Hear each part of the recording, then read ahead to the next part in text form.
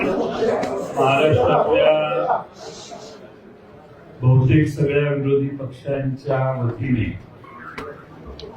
मी आपला मुंबईच्या सगळ्या पत्रकारांचे मीडियाचे स्वागत करतो.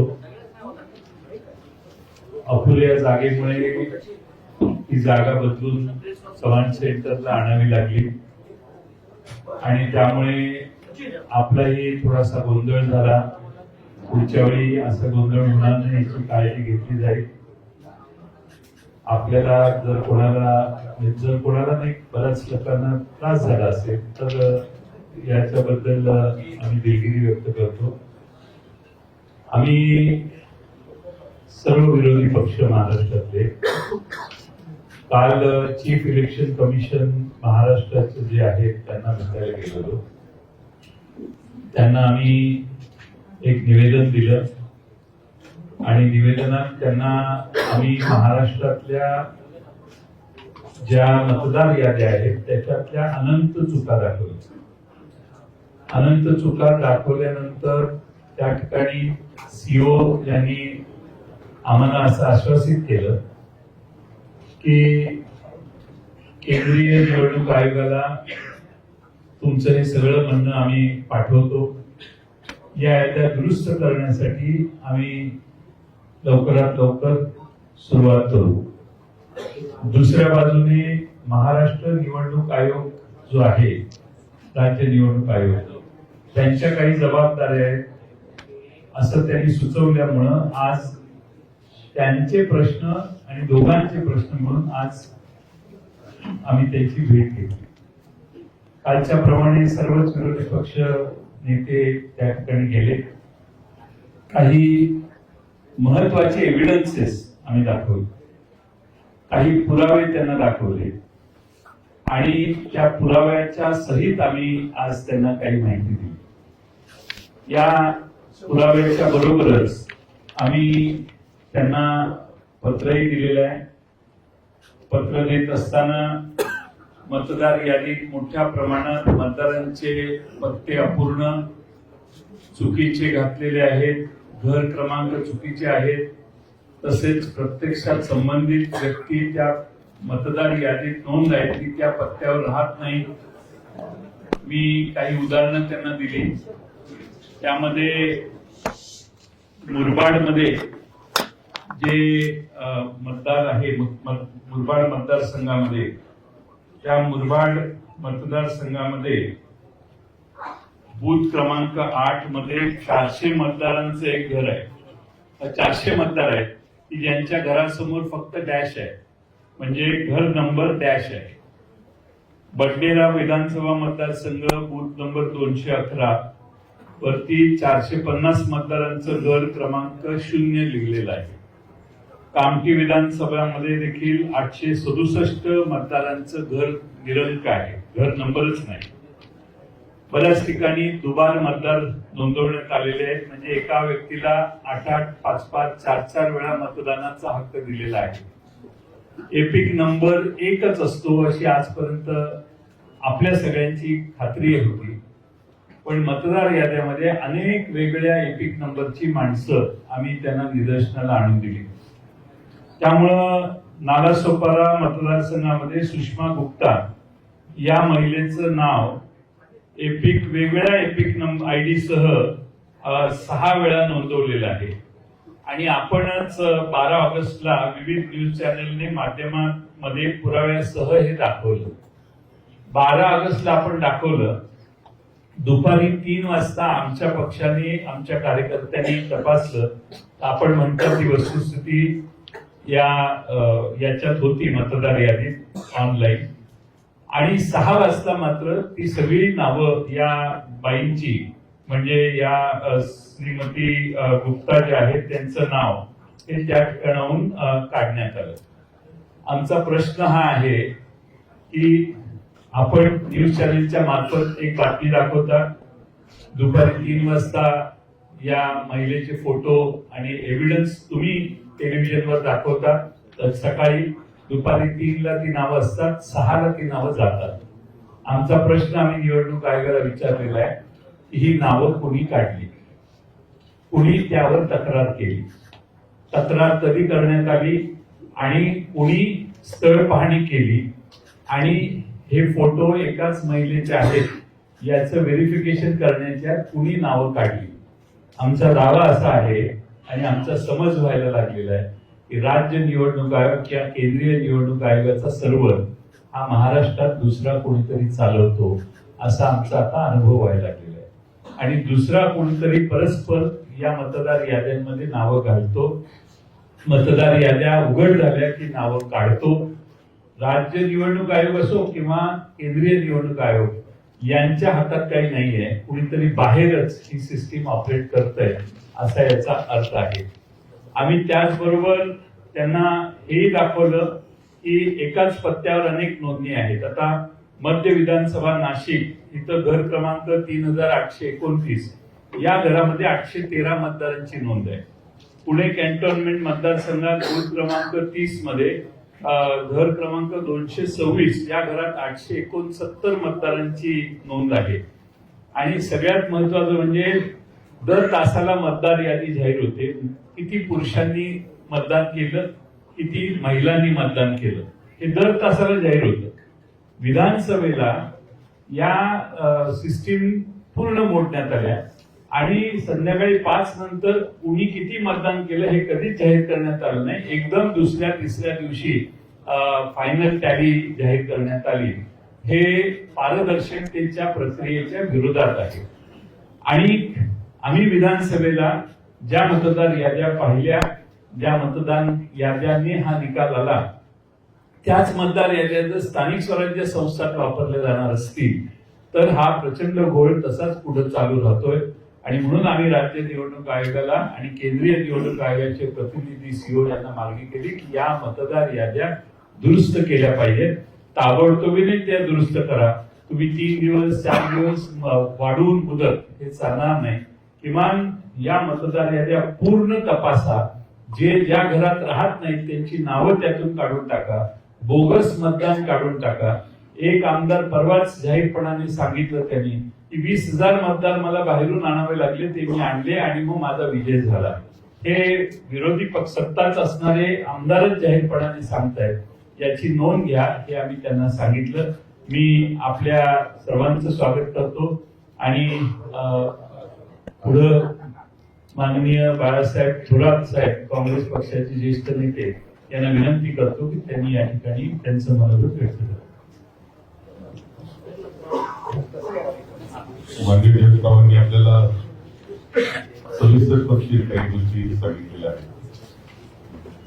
काल आम्ही केंद्रीय निवडणूक आयोगाचे सीओ त्यांना आम्ही भेटलो. आज राज्य निवडणूक आयोगाला विधानसभेच्या वेळेस ज्या मतदार याद्या होत्या त्याच्यामध्ये प्रचंड दोष होते. आम्ही त्या कालखंडामध्ये योग्य वेळी योग्य ठिकाणी हे सांगितलं होतं की याच्यामध्ये दोष आहेत, त्याचं काहीही उत्तर आम्हाला आलेलं नाही. निवडणूक झाली ते दोषासहित असे काही दोष ते माननीय जयंतरावांनी सांगितलं की 20,000 मतदार हे बाहेरून आणून मी मतदान करून घेतलं, हे आता आमदार सांगतायत असे दोष आहेत. काहींचे नाव वगळले गेले, काहींचे परत परत नाव ते दिसत आहेत, पण ते चुकीचे आहेत. एका घराच्या नावावर अनेक आहेत. माझं एखादं कॉलेज आहे किंवा माझं कॉलेजचं हॉस्टेल आहे, त्या कॉलेजचे बाहेरून राज्यातून आलेले देशातून आलेले मुलं सुद्धा माझे मतदार. असं होणार असं निवडणूक आयोग ते मान्य करून घेणार असेल आणि ते शेवटच्या क्षणापर्यंत आणि ही तक्रार करूनच त्याची दखल घेण्याची अवस्था, या असे अनेक घोटाळे घेऊन ही मतदार यादी विधानसभेची होती. आता ती खरं जे विधानसभेची निवडणूक झाल्यानंतर 1 जुलैला तुम्ही आता या राज्य आयोगाला दिलेली, त्या अगोदर कोणतंही पुनर्विलोकन जे असतं ते 6-7 महिन्यामध्ये करण्यात आलेलं नाही. कोणत्या दुरुस्त्या करण्यात आलेल्या नाही. पुन्हा नवीन नावं नोंदण्याकरताची मोहीम करण्यात आली नाही. आणि त्यामुळे सगळ्या दोषासहित 1 जुलैला ही मतदार यादी ही राज्य आयोगाला दिलेली आहे. आणि म्हणून आमचं असं इच्छा होती की हे चुकीचं, हे दुरुस्त तुम्ही केलं पाहिजे होतं, केलेलं नाही. ती जबाबदारी केंद्रीय आयोगाची होती, निवडणूक आयोगाची. त्यांनी काहीच केलेलं नाही. आता राज्य निवडणूक आयोग म्हणतो आमची जबाबदारी नाही. आता या घोळामध्ये तशी त्या दोषी असलेली पूर्णपणे यादी ही मतदानाला जाणार आहे, निवडणुकीला सामोरं जाणार आहे, ही काही निकोप निवडणूक आहे असं मानण्याचं कारण नाही. यामुळे हे खरं आहे की माननीय राहुलजी गांधी यांनी हे विषय देश पातळीला घेतलेले आहेत. त्याच्यात महाराष्ट्राचा उल्लेख त्यांनी केलेला आहे. आणि त्या मांडत असताना जो मुद्दा माननीय जयंतरावांनी मांडला की हे कुणीतरी दुसरे त्यांच्याकडे पासवर्ड दुसरीकडे दिलेले आहेत, ते हे सगळं हँडल करतायत ऑनलाईन पद्धतीनं, असं सुद्धा दिसतंय. हे पुराव्यासह माननीय राहुलजींनी दाखवलेलं होतं. ही वस्तुस्थिती. याच्यावर निवडणूक आयोग उत्तर सुद्धा द्यायला तयार नाही अशी अवस्था आहे. आणि म्हणून आम्ही या बाबतीत केंद्रीय निवडणूक आयोग आणि राज्याचा निवडणूक आयोग या दोघांनाही भेटलो, एकत्रित बैठक केली, परंतु आमचं काही समाधान त्यामध्ये झालेलं नाही. त्यांनी स्पष्टपणे काही उत्तर आम्हाला दिलेलं नाही. ही वस्तुस्थिती आहे. आणि हे सगळं घेऊन आम्ही निवडणुकीला, स्थानिक स्वराज्य संस्थेच्या निवडणुकीला सामोरं जाणं हे अत्यंत चुकीचं आहे. आणि हे माझ्या जनतेला सुद्धा मान्य नाही झालं पाहिजे. निकोप निवडणूक हा आपला पाया आहे लोकशाहीचा, तोच उद्ध्वस्त करण्यास निघालेला आहे. याच्यामध्ये पूर्णपणे राजकीय हस्तक्षेप असले पाहिजे असं आम्हाला वाटतंय. आणि म्हणून आम्ही ही भेट आम्ही घेतलेली आहे.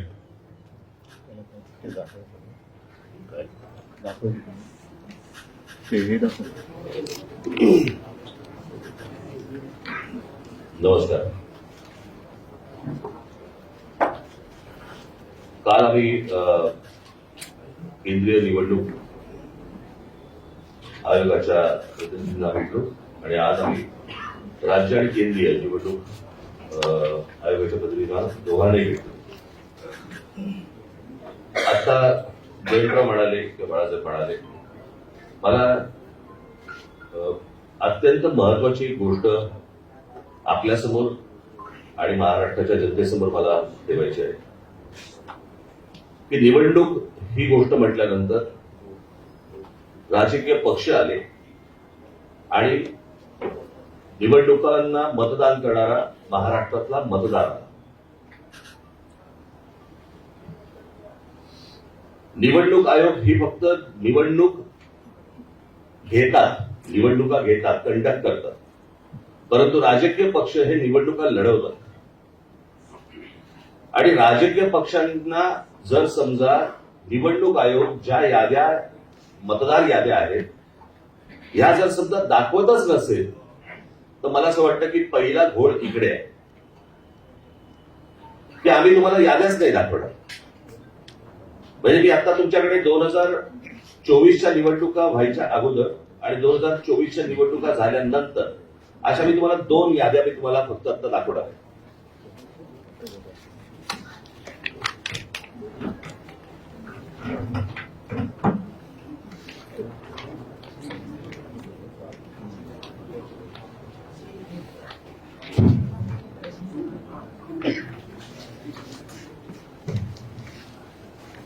निवडणूक 2024च्या निवडणुका ज्या वेळेला झाल्या त्यावेळेला ज्या निवडणुकांची जी मतदारांची यादी होती ती मी यादीचा काही छोटासा तपशील मी फक्त आपल्यासमोर मी वाचून दाखवणार आहे. याच्याबद्दल तुम्हाला साधारणपणे मला असं वाटतं पत्रकार बोलले नाहीत मध्ये तर बरं होईल, आपण कॅमेरामन जरा शांत राहिलं तर बरं होईल, कारण आपलं कॅमेऱ्यातलं सगळं टिकतंय, परत आपण पण बोलताय. 2024च्या अगोदरची जी यादी आहे त्याच्यामध्ये फक्त मी काही नावं आपल्याला फक्त आपल्यासमोर मी वाचून दाखवतो, म्हणजे साधारणपणे यादीमध्ये काय प्रकारचा घोळ आहे हा आपल्याला आणि महाराष्ट्राला लक्षात येईल. मतदारसंघ 160 कांदिवली पूर्व, नाव धनश्री कदम, वडिलांचे नाव दीपक कदम, वय वर्ष 23. आता वडिलांचे डिटेल्स. नाव दीपक रघुनाथ कदम, वडिलांचे नाव रघुनाथ कदम, वय 117. मतदारसंघ 161 चारकोप, नाव नंदिनी महेंद्र चव्हाण, वडिलांचे नाव महेंद्र चव्हाण, वय वर्ष 124, वय 124. आता वडिलांचे डिटेल्स. नाव महेंद्र कुमार श्रीनाथ चव्हाण, वडिलांचं नाव श्रीनाथ चव्हाण, वय 43. कोणी कोणाला काढले तेच कळत नाही.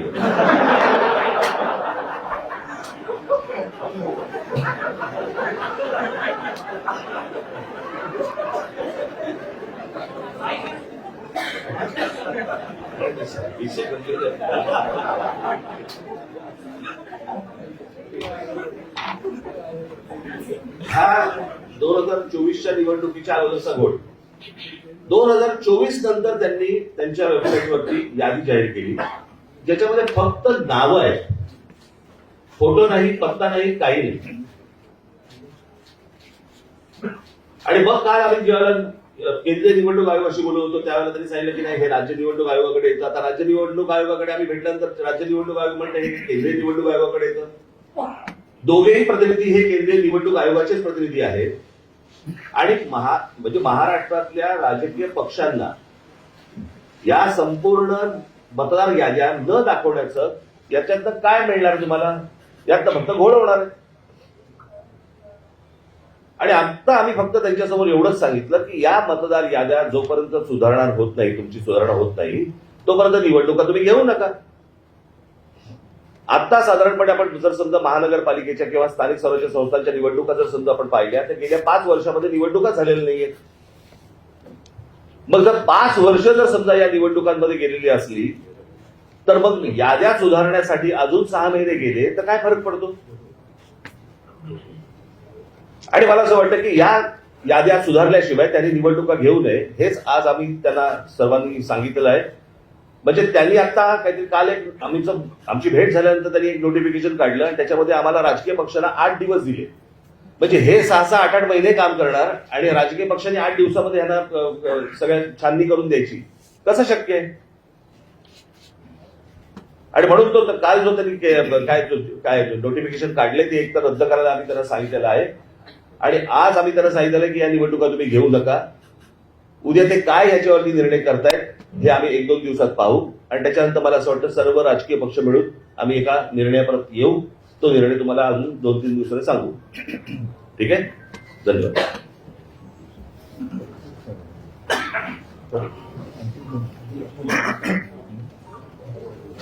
एकूणच सर्व परिस्थिती काय आहे, काय चाललेलं आहे याची कल्पना जयंतराव, बाळासाहेब आणि राज यांनी आपल्यासमोर मांडलेली आहे. एक गोष्ट मी आवर्जून सांगेन, एकूणच लोकशाहीसाठी, तिच्या रक्षणासाठी महाराष्ट्रातले सर्व राजकीय पक्ष एकत्र आले. आम्ही सर्व एकत्र येत असताना भारतीय जनता पक्षाला सुद्धा पत्र दिलं होतं, पण आज व्यासपीठावर आणि आमच्या कालच्या आणि आजच्या निवडणूक आयुक्तांच्या भेटीमध्ये भाजपाकडनं कोणी आलेलं नाही. हा विषय जो आहे तो गेल्या विधानसभेपासून सगळ्यांच्या लक्षात यायला लागला आणि एका पत्राचा उल्लेख जयंतरावांकडनं राहिला, तो त्यांनी मला सांगितला. तो म्हणजे विधानसभा निवडणुका ज्या म्हणजे गेल्या वर्षी झाल्या 2024, त्याच्या आधी 19 ऑक्टोबरला 1 महिना आधी महाविकास आघाडीकडनं निवडणूक आयोगाला एक पत्र दिलं होतं आणि त्याच्यामध्ये आमचा विषय असा होता की नाव घेऊन अगदी म्हटलं तरी की काही भारतीय जनता पक्षाचे कार्यकर्ते ह्या मतदार यादीशी खेळतात आणि त्याच्यामध्ये काही लोक म्हणजे त्यांना हवे ते घुसवतायत, नको ते काढतायत. हा सगळा खेळ यांचा सुरू आहे. आता जसं या दोघांनी सांगितलं, अगदी हे पुरावे, ही काही यादी आम्ही घरी नाही छापलेल्या. एकेका व्यक्तीचं नाव 4-4 ठिकाणी आहे, एका जागेवरती 200-200 नावं नोंदले. हा सगळा लोकशाहीचा खेळ खंडोबा चाललाय. दोन्ही निवडणूक आयुक्तांना आम्ही सांगितले की एक तर इलेक्शन म्हणजे निवडणूक घ्यायची असेल ती निष्पक्षपातीपणाने झाली पाहिजे, नाहीतर इलेक्शन पेक्षा सिलेक्शन करून मोकळे व्हा. तेवढंच आता राहिलेलं आहे. दोघांशी बोलताना थोडंसं आमच्या लक्षात आलं, मी त्यांचा अपमान करू इच्छित नाही, पण हे जे समोर आमच्या बसले ते आयुक्त म्हणून काही त्यांच्याकडे अधिकार आहेत तर आम्ही कठपुतळी बावल्यांशी बोलतोय आणि त्यांची 2 वरती कुठेतरी आहेत. ते वरनं जशी बोटं हलतील तशी इकडे हालचाली होतात. ठीक आहे, सगळे मुद्दे सांगून झालेले आहेत. याच्यामध्ये आणखीन एक मुद्दा जो आहे तो 1 जुलैचा कट ऑफ डेट, म्हणजे 1 जुलै नंतर ज्यांना 18 वर्ष झाली असतील त्यांना यावेळेला मतदानाचा अधिकारच मिळणार नाही. ही कुठली लोकशाही आहे? आणि हे सगळं बघितल्यानंतर आम्हाला असं वाटतं की ज्याप्रमाणे सर्वोच्च न्यायालयाने जसं काही पक्षांचे, काही प्राण्यांच्या केसेस या सुमोटो घेतल्या होत्या, तसंच आपल्या देशातल्या मनुष्य प्राण्यांची सुद्धा केस ती स्वतःहून त्यांनी घ्यायला पाहिजे आणि देशातली लोकशाही जगवण्यासाठी हा त्यांचा सुद्धा एक निर्णय त्याच्यामध्ये असायला पाहिजे. आम्ही राजकीय पक्ष म्हणून आमचं कर्तव्य करतोय, वेळोवेळी निवडणूक आयुक्तांकडे जातोय, दरवाजे ठोकतोय, पण दाद काही मिळत नाही. आमच्यावरती लोकशाहीच्या नावाने जर काही हुकुमशाही गाजवणार असतील तर ही हुकुमशाही आम्ही काही त्यांना गाजवू देणार नाही, हे तर नक्की आम्ही केलेलं आहे.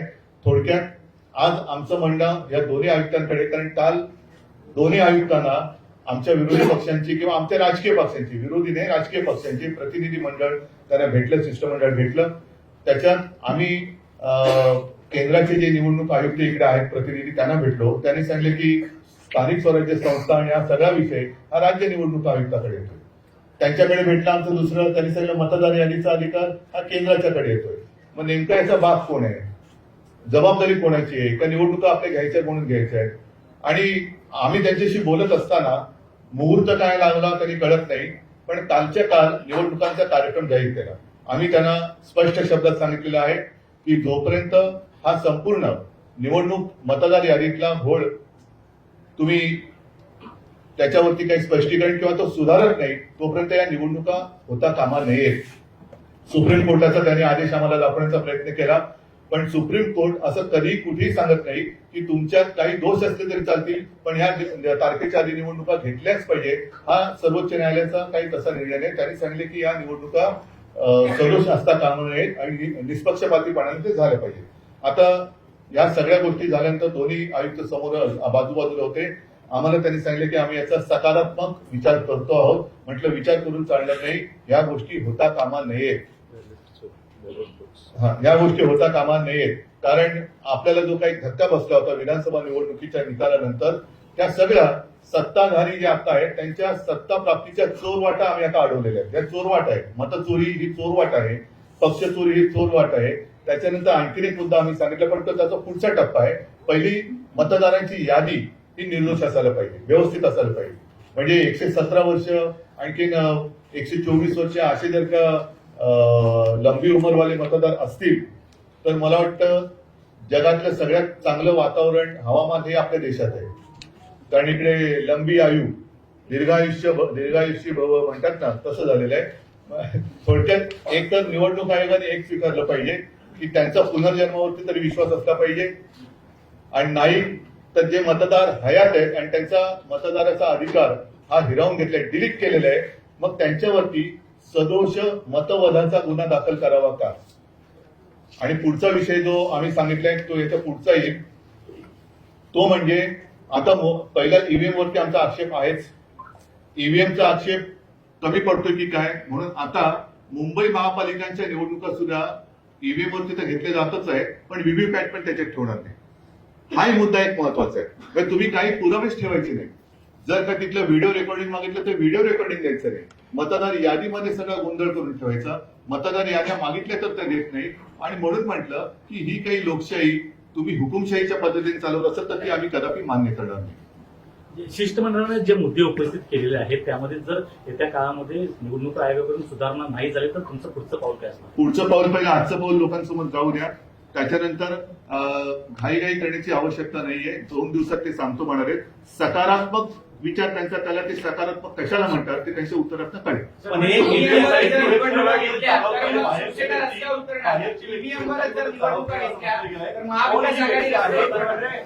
ही व्यक्ती कोण आहे आणि कोण काय वेबसाईटची चालवते असा आरोप केलाय. कोण ही व्यक्ती आहे आणि कोणाशी संबंध? त्याच्यासाठी आम्ही महाविकास आघाडीकडनं अतिशय स्वच्छ आणि स्पष्ट शब्दात विधानसभा निवडणुकीच्या 1 महिना आधी पत्र दिले, याचा मी आता उल्लेख केला ते. तुम्ही आधी तुमच्या पहिल्या प्रश्नाचं उत्तर देतो म्हणजे जयंतरावांनी त्यांच्याकडे मांडलं ते. पहिली गोष्ट म्हणजे ज्या वेळेला तुमच्याच चॅनलवरती, तुमच्या चॅनलवरती ज्या वेळेला एक बातमी येते अशा प्रकारच्या खोट्या यादीची, आणि त्याच्यानंतर ती 6 वाजता गायब होते. ती 6 वाजता गायब होते का त्याच्यावरती जरी विचारलं की तुमच्याकडे कोणी तक्रार दिली का, काय दिली का, त्या संपूर्ण बातमीबद्दल किंवा त्या यादीबद्दल निवडणूक आयोगाला काहीच माहिती नाही. केंद्रीय निवडणूक आयोग आणि राज्य निवडणूक आयोग ते म्हणाले की आम्हाला त्याचं काहीच माहित नाही. माहिती घेऊन सांगतो. ते म्हणाले आम्ही माहिती घेऊन सांगतो. आता प्रश्न असा आहे की त्यांच्या वेबसाईटवरून गायब झाले, ज्या तुमच्या चॅनलवरती दाखवल्या गेल्या. मग जर समजा त्या चॅनलवरती दाखवल्यानंतर जर त्या याद्या गायब होत असतील आणि निवडणूक आयोगाला जर ती गोष्ट माहिती नसेल तर मग हे कोण करतंय? हे कोण काढतंय आणि कोण घालतंय हा तो प्रश्न आहे. आणि ही गोष्ट त्यांना विचारली गेली, त्याच्यावरती ते बोलले की आम्ही चौकशी करून सांगतो.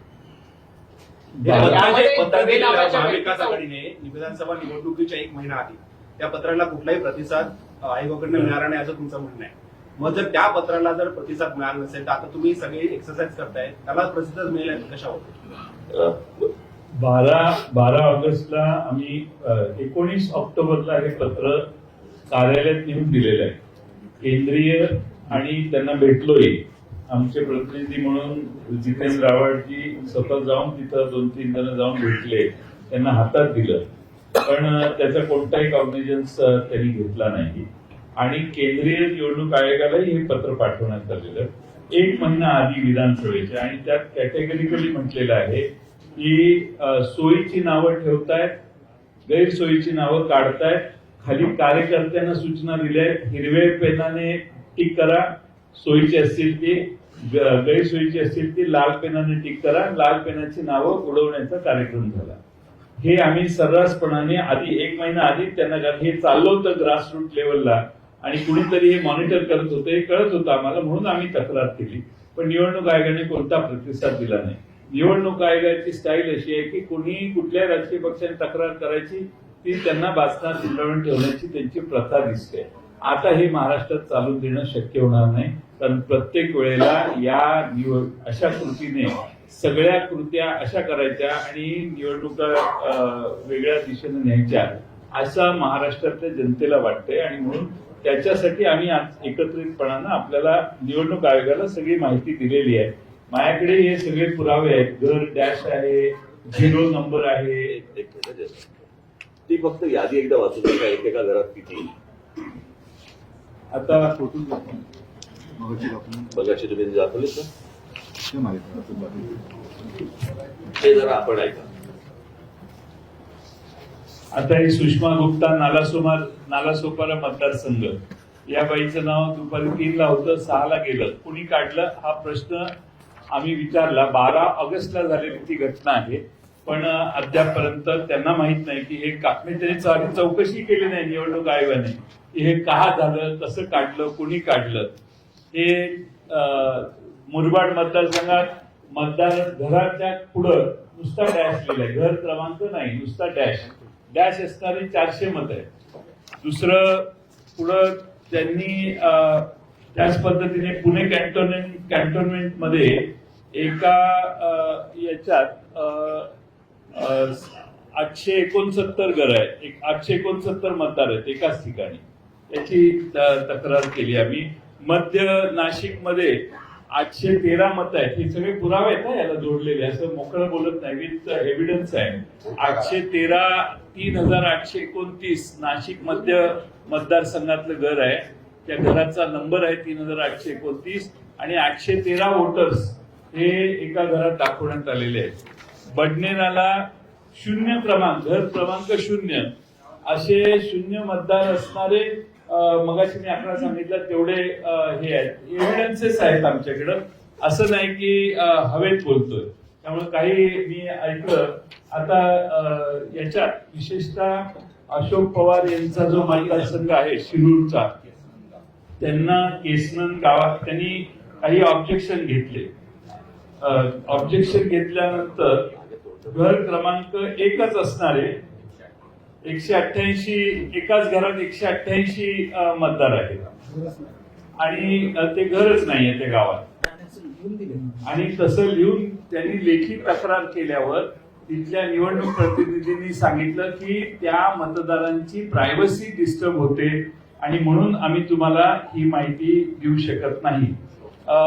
त्याच्यामध्ये शेवटी कायदा जो आहे तो कायदा काय सांगतो, कायदा त्यांनी असं की मतदार यादीत समाविष्ट करण्यात आलेल्या मतदारांची माहिती ही गोपनीय स्वरूपाची आहे, त्यामुळे सदर मतदारांची माहिती ही व्यक्तिगत माहिती आहे. सदर कागदपत्रांची माहिती इतरत्र प्रसिद्ध होऊ नये या कारणाने संबंधित मतदारांची परवानगी शिवाय आपणास उपरोक्त माहिती पुरवता येत नाही. आता कायदा आहे, कायद्यामध्ये काय म्हटलंय, आम्ही तो कायदाही दाखवला निवडणूक आयोगाला. साधारणपणे 32 नंबरचा कायदा आहे की कुणी कुठलाही हे मागितला कुणी कुठलाही हे मागितला तर ती माहिती आणि ते डॉक्युमेंट्स कोणत्या आधारावर रजिस्ट्रेशन झालं कोणत्या आधारावर हे देण्यासाठी कलम 32 आहे त्यामध्ये स्पष्टपणाने म्हटलेलं आहे की तुम्हाला ती माहिती द्यावी लागेल. हा नियम कायदा आम्हीच निवडणूक आयोगाला आता कायदे सांगतोय त्यांचे हे कायदे ज्याप्रमाणे ते देऊ शकतात. पण त्यांना दिलेलं उत्तर अशोक पवार यांना की त्याची प्रायव्हसी आम्ही काय त्याचे खाजगी गोष्टी मागत नाही. त्याने जे निवडणूक आयोगाला सबमिट केले आहेत मतदार होण्यासाठी तेवढीच माहिती मागतोय आणि ती देणं आवश्यक आहे असं निवडणूक आयोगाच्या निवडणुकीच्या कायद्यात लिहिलेलं आहे. एक मिनिट येतोय आवाज मला यातली एकच गोष्ट कळली नाही समजली नाही जी निवडणूक आयोग आम्हाला सांगते किंवा केंद्रीय निवडणूक आयोग आम्हाला सांगते की मतदाराची यादी ही गोपनीय असते. मला असं वाटतं मतदान हे गोपनीय असतं ना. आपण कोणाला मतदान करतोय ही गोष्ट गोपनीय असते. मतदार कसा गोपनीय असेल. ऑनलाईन बघताय जर ऑनलाईन तुम्ही जर समजा सगळ्या याद्या समजा असतात याच्यापूर्वी दाखवल्या गेलेल्या आहेत तर ती गोष्ट गोपनीय कशी असेल. आणि दुसरी गोष्ट तिथे सीसीटीव्ही कॅमेरा तुम्ही लावता जे नंतर तुम्ही 45 दिवसामध्ये डिलीट करता. जर तुम्ही बघू शकता आम्ही नाही का बघू शकत. बरं निवडणूक आयोग याला निवडणुका लढवायच्या नाहीयेत. निवडणुका आम्हाला लढवायच्या आहेत. जर आम्हाला आमचे मतदार कोण आहेत हे कळले नाही. मला एक गोष्ट या संपूर्ण प्रकरणामध्ये मी मगाशी आपल्याला सांगायचं राहिलं माझी ही निवडणूक याच्यामधलं जे काही प्रॉब्लेम्स आहेत किंवा याच्यामधले जे घोळ आहेत याच्यावरची माझी दुसरी पत्रकार परिषद आहे. एक पहिली 2017ला झाली होती. मला असं वाटतं तुम्हाला माहिती असेल कदाचित. आणि त्यावेळेला पण मी ह्याच गोष्टी मांडत होतो की ह्या सगळ्या गोष्टी निवडणूक आयोग ही लपाछपी का करते. आता मगाशी आम्ही जेव्हा सांगितलं की एका ठिकाणी कुठे ते जिल्हा परिषदांच्या काही एक याद्या आल्या. आता 2022ला ती फोटो सकट नावासकट सगळ्या याद्या आहेत 2022च्या. आणि आत्ताच्या ज्या याद्या आल्या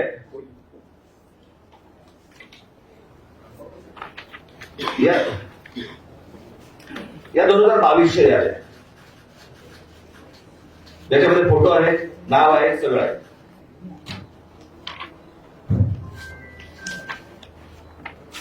या आता जिल्हा परिषदेच्या 2025च्या याद्या आल्या त्याच्यामध्ये फोटो काढून टाकले.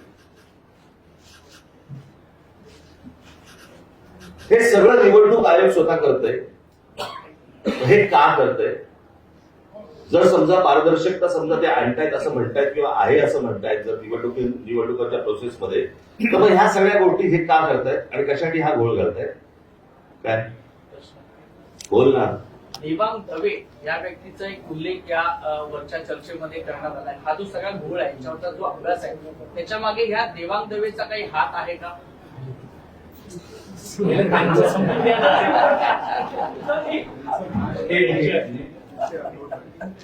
अर्धवट विषय राहिला त्याचा पूर्ण ठेवला. देवांग दवे ही निवडणूक आयोगाची ही एका राजकीय पक्षाची पदाधिकारी आणि काही पुढे जबाबून राहिलेले त्यांच्याकडे जो कंत्राट दिला आहे रिलीज करायचं पण आहे ना एडिशनचं पण आहे. काय एडिशन दोन्ही काम तो करतो आहे वेबसाईटवर अधिकृत घेऊन. कारण अधिकृत कंत्राट दिल्यामुळे वेबसाईट हाताळण्याचं काम त्याच्याकडे आहे आणि तिथूनच करायची घोळ असावा असा आमचा गोड समज आहे. चंद्रपूर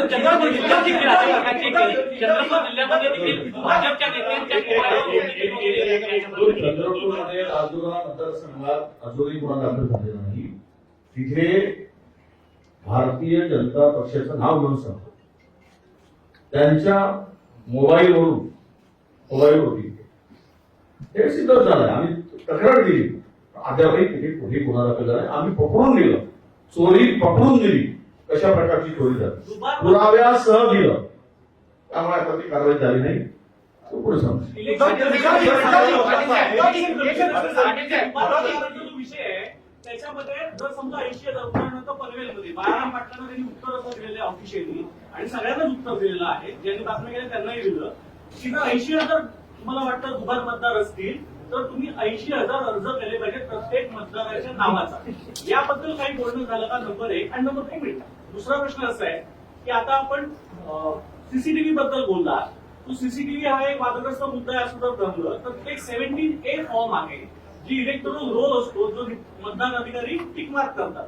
तो अधिकाऱ्यांनी टिकमार्क केलेला रोल इलेक्शन कमिशन देत नाहीये. याबद्दल तुमचं काही बोलणं झालं का?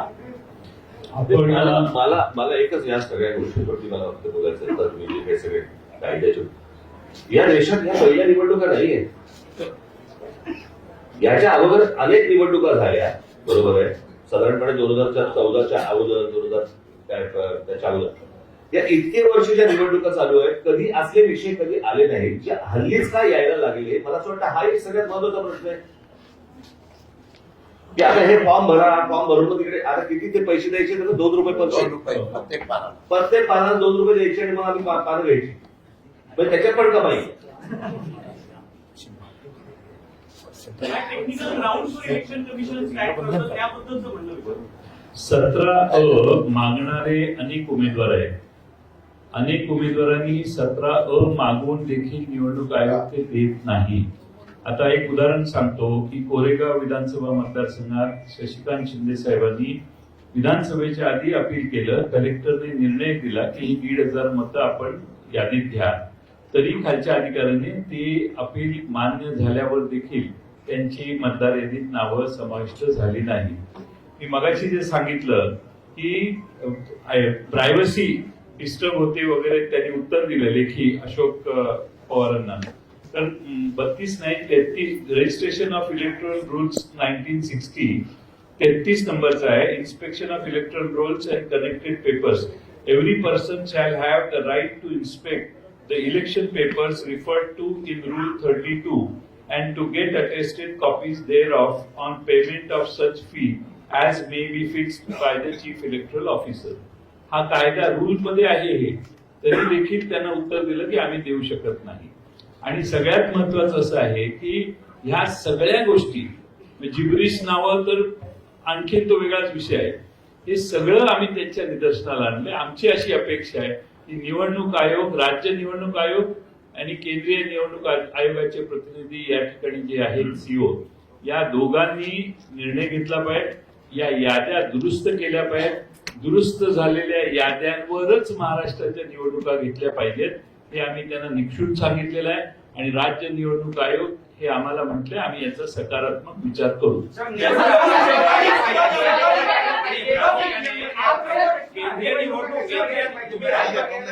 तुम्ही राज्य निवडणूक आयोगाला भेटला तर मग भूमिका काय असणार? आधी पहिले याद्या तरी एक मिनिट मागासपासून म्हणजे SIR ची आपण मागणी करतोय का?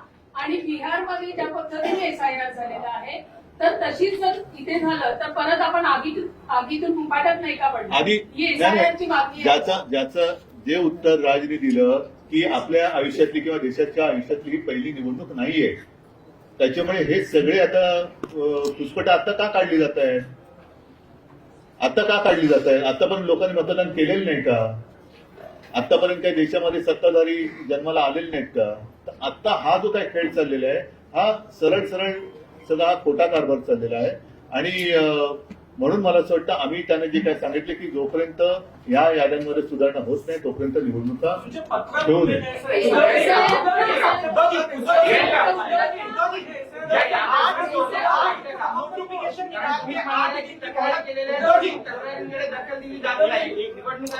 असं आहे की आम्ही निवडणूक आयोगाला आवाहन केलेलं आहे आणि मागणी केलेली आहे की बल्कमध्ये चुका आहेत त्या तुम्ही दुरुस्त केल्या पाहिजे. आता एखाद्या मतदार यादीत 8,000 चुका असतील तर त्या 8,000 चुका आम्ही सबमिट करायच्या इंडिव्हिज्युअली प्रत्येक ठिकाणी. याला मग किमान 1 महिन्याचा वेळ तर दिला पाहिजे. वेळ नसल्यामुळे तुम्ही 7 दिवसात आणि 8 दिवसात करा म्हटल्यावर कोणत्या एक तर तुमच्या याद्या डिजिटल नाहीये. तुम्ही या याद्या डिजिटल का नाही करत? डिजिटल याद्या केल्या की सगळ्यांनाच सोयीचं होईल आणि तुम्हालाही सोयीचं होईल काम करायला. या याद्या डिजिटल न करण्यामागे एक षडयंत्र असं आहे की या याद्या प्रिंट करणं, टाईप करणं, त्यात पुन्हा त्याची कॉपी काढणं, त्याचं मग कंपॅरिझन करणं, मग त्याच्यात दुबार मतं काढणं, या चुका काढणं हे शक्य नव्हतं. आम्ही मॅन्युअली हे सगळं काम केलेलं आहे. महाराष्ट्रातल्या 288 मतदारसंघात गेल्या 2-2.5-3 महिने काम करून आम्ही बऱ्याच गोष्टी काढलेल्या आहेत. हे छोटे काही उदाहरण आहेत. आणखी उदाहरण आम्ही देऊ शकतो. आम्ही वाट बघतोय निवडणूक आयोग काय करणार आहे. एकच मिनिट मगाचपासून प्रश्न विचारतो, पण तत्पूर्वी एक सांगतो की निवडणूक आयोगाचं काम व्यवस्थित पद्धतीने निवडणुका पार पाडणं हे आहे. आणि त्या निवडणुकीच्या प्रक्रियेत समजा आमच्या राजकीय पक्षाकडनं त्यांच्या नियमाचं कुठे उल्लंघन झालं किंवा आणखी कुठे चूक झाली तर आम्हाला कायद्याचा दंडुका दाखवला जातो करप्ट प्रॅक्टिस म्हणून. आता आमचं म्हणणं असं आहे की ही निवडणूक आयोगाची करप्ट प्रॅक्टिस आहे. ही निवडणूक आयोगाची करप्ट प्रॅक्टिस आहे.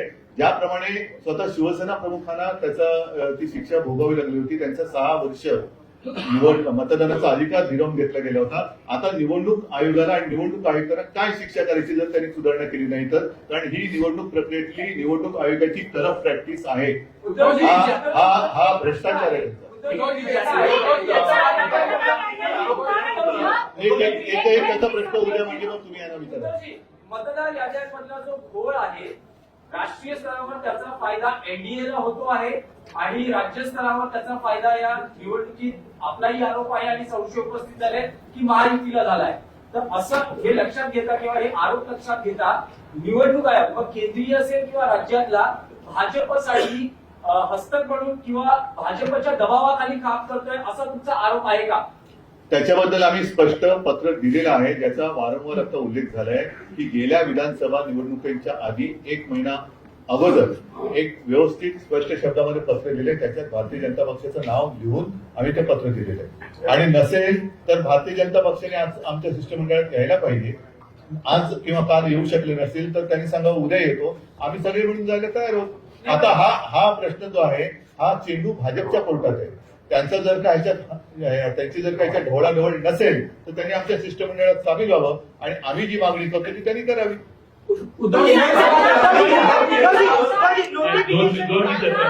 एक काम करता, एक मिनिट माफ करा, तुम्ही फक्त हात वरती करा, आम्ही सांगू कोणाला बोलायचं.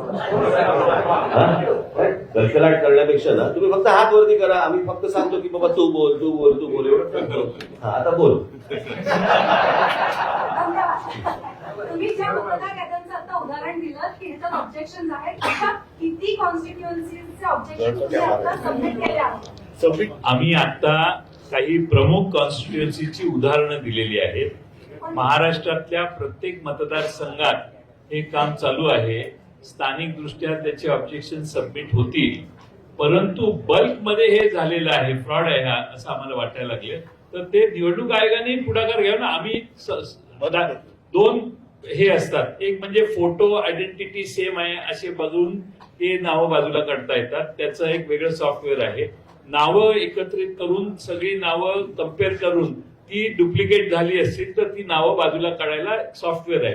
ही सॉफ्टवेअर 2019च्या निवडणुकीच्या आधी वापरलं जायचं, पण दुर्दैवाने 2022-23 नंतर हे वापरलंच नाही.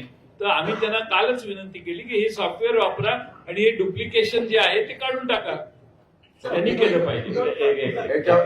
एकच मी सांगतो, आमच्या लोकांनी त्या ठिकाणी जे ऑफिसर आहेत अधिकारी आहेत त्यांच्याकडे हरकती घेतलेल्या आहेत, पण ते सरळ सांगतात की आमच्या राज्य निवडणूक आयोगाला आम्हाला ह्या अधिकार किंवा आम्ही हरकती घेण्यामध्ये कुठल्याही प्रकारचा आम्ही काही हस्तक्षेप करू शकत नाही.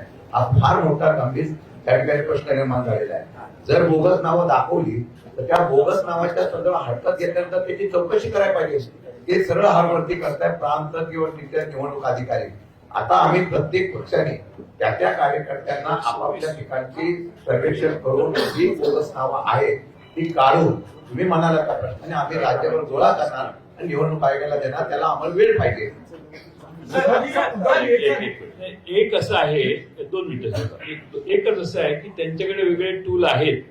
डाटा मॅचिंग सिस्टीम, AI आधारित टूल्स आहेत, डिजिटल ऍप्स आहेत, असे आहेत, ते वापरावेत. आणि सगळ्यात महत्वाचं मला आपल्या मार्फत आवाहन करायचंय, आम्हाला निवडणूक आयोगाकडून उत्तरं पाहिजेत. भारतीय जनता पक्षाच्या विरोधी ही आमची हे नाही आहे, त्यामुळे त्यांच्या प्रवक्त्यांनी आम्हाला उत्तर देणं अभिप्रेत नाहीये. आम्हाला निवडणूक आयोगाने उत्तर द्यावं. आम्ही निवडणूक आयोगाकडे गेलोय, नाहीतर तासाभरात तुम्ही जाल दुसरीकडे आणि याला उत्तर मागाल आम्हाला आम्ही त्यांना बोलवलेलं होतं आणि त्यांनाही त्रास कदाचित होत असेल तर नाही निवडणूक आयोगाने लिखित उत्तर आलेलं आहे. त्यांचं स्पष्ट म्हणणं आहे की मला स्थानिक स्वराज्य एकच संस्थेच्या मिनिट निवडणुकांसाठी एकच मिनिट मला असं वाटतं मी थोडंसं काय हे प्रश्न संपणार नाही. यातला एकच सगळ्यात महत्वाचा भाग असा आहे की निवडणूक यादीमध्ये घोळ आहे. निवडणुकीच्या यादीतले घोळ दोन्ही राज्य आणि केंद्रीय निवडणूक आयोगातल्या प्रतिनिधींना आम्ही त्यांच्यासमोर ठेवलेले आहेत. ते सुधारले पाहिजेत आणि ते सुधारून विरोधी पक्षाचं समाधान झालं पाहिजे, सत्ताधारी पक्षाचं समाधान झालं पाहिजे, कोणाचंही. परंतु जे निवडणुका लढवतात मला असं वाटतं त्या राजकीय पक्षाचं समाधान झाल्याशिवाय त्यांनी निवडणुका घेऊ नये. आणि ही अत्यंत आमची रास्त मागणी आहे, याच्यात काहीच गैर नाहीये. मला असं वाटतं निवडणूक आयोगाने या गोष्टींचा विचार करावा. त्याच्यामध्ये इतर वेगवेगळे कायदे आणूच नाही. सोपी गोष्ट आहे ना ही. ह्याच्यामध्ये काही कॉम्प्लिकेटेड असण्याचं काही कारणच नाहीये. आम्ही काही क्लिष्ट काही विषय बोलतच नाही आहोत की बाबा आम्ही मतदार याद्या दाखवलेल्या आहेत, मतदार याद्यांमध्ये बाबा घोळ आहे. थांबा ना, मी पण आलो पहिला. मतदार याद्यांमध्ये घोळ आहेत आणि मतदार याद्यांमधले घोळ त्यांच्या समोर ठेवल्यानंतर मला असं वाटतं की ते आणि राजकीय पक्ष यांनी मिळून या याद्या सुधारल्या पाहिजेत आणि याद्या सुधारूनच निवडणुकांना सामोरं गेलं पाहिजे.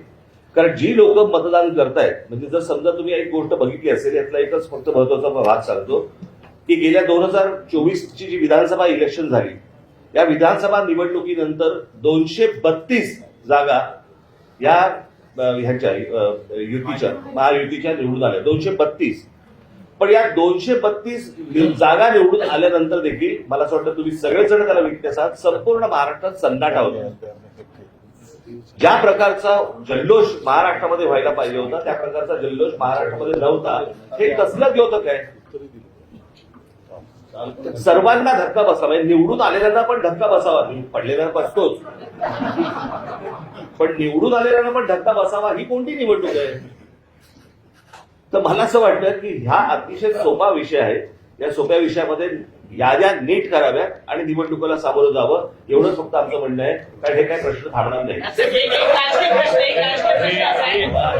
प्रश्न असा आहे की पहिल्यांदाच निवडणूक आयोगाच्या निमित्तानं तुम्ही महाविकास आघाडी बरोबर दिसतात. तर मला असं वाटतं मी 2017ला पण दिसलो होतो. प्रश्न असा आहे की मी तुम्हाला एकच गोष्ट ते असेल किंवा नसेल तो विषय नाहीये. प्रश्न असा आहे की या सगळ्या याच्यामध्ये एक गोष्ट लक्षात घ्या. आता निवडणूक होणार कशी होणार हे महत्वाचं आहे. कोणाबरोबर होणार हा आत्ताचा विषयच नाही. आणि ही तुमच्या जर लक्षात असेल कदाचित त्या पत्रकार परिषदेला जर समजा तुम्ही असाल तर 2017ला पण मी हेच बोलत होतो. तेव्हा पण होती तेव्हा पण होती खरं तर याच्यामध्ये त्यावेळेला अजित पवार पण होते. त्यावेळेला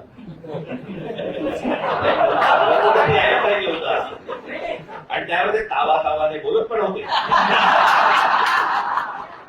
सांगत पण होते त्या सगळ्या गोष्टी. असं धन्यवाद.